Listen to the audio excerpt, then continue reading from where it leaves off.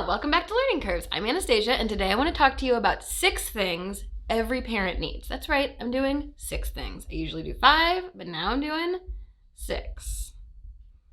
Nope, those are the only fingers I'll use.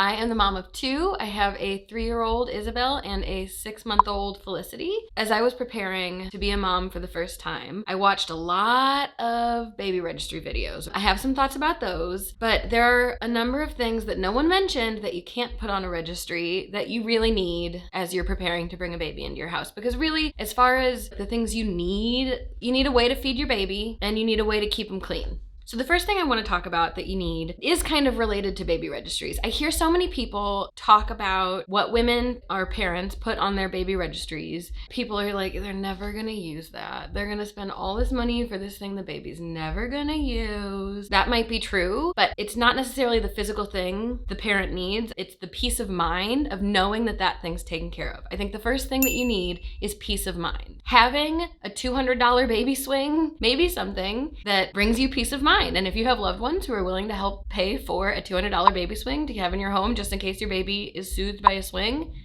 go for it. I say go for it. Who cares what a mom puts on her registry? The things I'm seeing on there are peace of mind, peace of mind, peace of mind, peace of mind.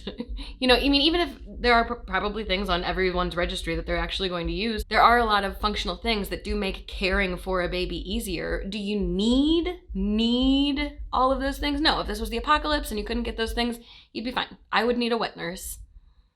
There are already so many things to worry about around babies. The whole world makes pregnancy, birth, labor, delivery, those are the same things mostly.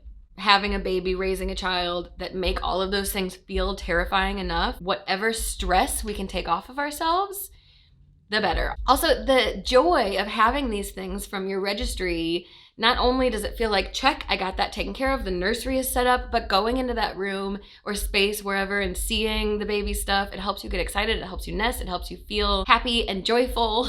You're about to be sleep deprived and covered in a tiny person's poop and spit up and beverage, milk or formula, whatever. It's nice to be in a clean space that looks cute, that is exciting. So I think the first thing you need is peace of mind. The second thing that you need is a support system specifically for home chore help.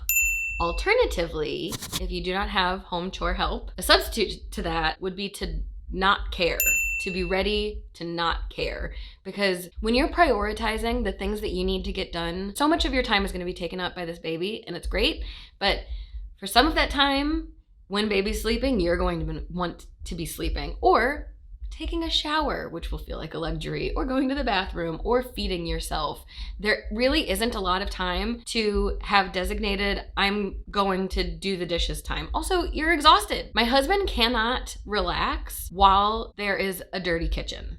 It's kind of nice, but also annoying, but great, I love you. But if you and your partner, if you have one, are okay letting the laundry go, do that. However, if you have friends and family who will come over and not hold your baby while you do dishes, but help do your dishes, or not hold your baby while you do laundry, but get a load of laundry started, yep. And it can be really hard to think about asking people for that. With my first baby, I felt like everybody wants to come meet this baby, which yes, they do, but also it's your baby. It's your baby, and you are just getting to know this person as well. And there will be time for everyone to share this baby. Your family cares about you. They love you. They care about you. They want to help. They want to help. And for some of them, they may think that help looks like holding the baby, but I promise you that if you have these conversations with them, I can't promise you, I don't know your people, but I would hope, and I think for most of us, when you talk to your loved ones and say, I'm very excited for you to meet this person, I'm still figuring it out, what I need right now is someone to help me get a load of laundry done. What I need right now is for someone to help empty the sink. I think think about the things that you would do for another person. Think about someone you love, wanting to help them with the transition, and them saying, can you please come over and fold some towels? Yeah, fold baby clothes? You kidding me? It's hard to do because it's weird, but it's cute. They get to go, oh, look at how much they pooped on this. I think people, especially your own parents and your partner's parents, if you have partners and if your parents are still around, they are so used to caring for you anyway that I think that they would love. They've also been there. They had a baby.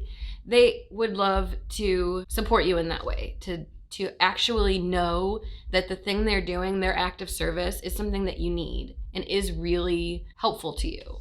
So the second thing we need is chore help, or the ability to not see that the chores aren't done.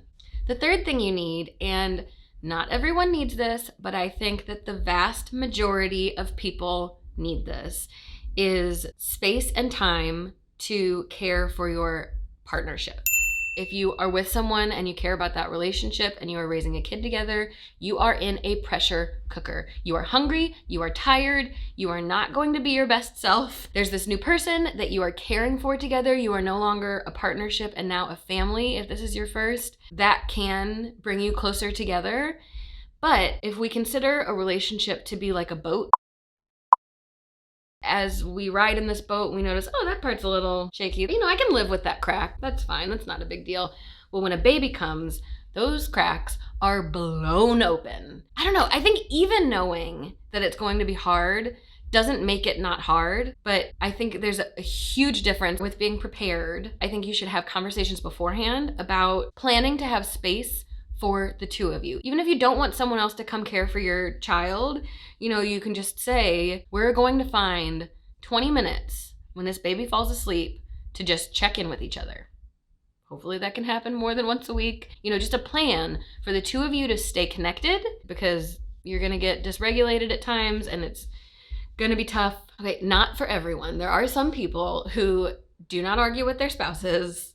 I don't know how much I believe it. That's not fair. I don't want to not trust people. But with how earth-shattering having a child was each time for my marriage, I find it hard to believe that it might not at all affect another person's marriage in a challenging way. So the third thing you need is really a commitment to giving space in your life for your relationship to stay connected to your partner. The fourth thing every new parent needs is pediatric care that you trust. There are going to be so many times that you get worried. Like, it's just inherently scary sometimes. I remember somebody asking, like, do you ever not get scared? It's like, I'll let you know. Like when they're tiny babies, it's like, are they breathing? Are they breathing? Are they breathing? And then they start eating food and it's like, are they swallowing? Are they choking? Are they running out into traffic? I think there are just always things that are scary.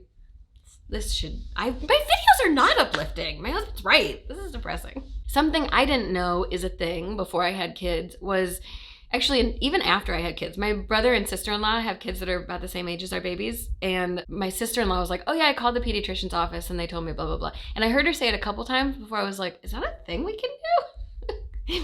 I didn't know. It's totally a thing. I call my pediatrician's office anytime I'm not comfortable with something. Anytime something doesn't feel right. If you think about how many people are calling each day, how many kids they're seeing each day, so many kids. Anything you are calling about, they have heard about it. And a lot of times the nurses, you can tell by their response, they will very quickly be like, here are the things you should do. And it's like, oh, this isn't your first time. You've heard 8 other people call today about this exact thing. Okay, great. It's an ear infection, probably. They gotta look. I don't know. What is happening? They have a lot of experience and they know when to raise a flag. That said, there are going to be so many things that are scary that if you call them and calling them doesn't make you feel better when they say it's fine, maybe it's time to get a different pediatrician. There is so much trust that you need to put into your care provider. I know sitting in those appointments with our specific pediatrician, when I talk to her about something, I know that she hears my preferences. There isn't just one right answer as to these are the choices you should make for a child. That said, when I want advice, when I have questions and I ask her for things, she has had some really incredible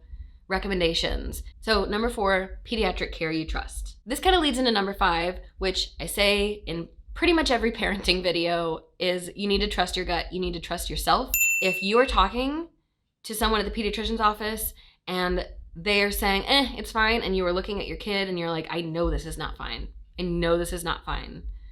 Trust yourself. They may know kids in general, but they don't know your kid. When someone says, hey, your kid's fine, and you're looking at your kid and they're acting differently from who they are, trust yourself. Don't think, oh, I'm not a doctor, what do I know? You're not going to have, number 1, peace of mind if you do not, number 5, trust yourself. You know, with my first, I had a chiropractor who was like, I think there's a tongue tie. I think that might be worth releasing. I looked into it more and I looked at the physicality and I thought about it and I didn't want to do it. Actually, the same thing came up with my second and I didn't want to follow those procedures. That said, I know other people who have made a different decision, that wasn't the right decision for them. They chose to have ties released. It has been a game changer for them. It's been huge and it's something that they would do again. You know what is right for your kid at the core. Trust yourself. Trust yourself. Trust yourself. Trust yourself. And last but not least, number 6, kind of related to number 5, and that is be able to release anything that does not serve you. Everyone loves to give child advice. What am I doing? Giving child advice? Yep, sure am.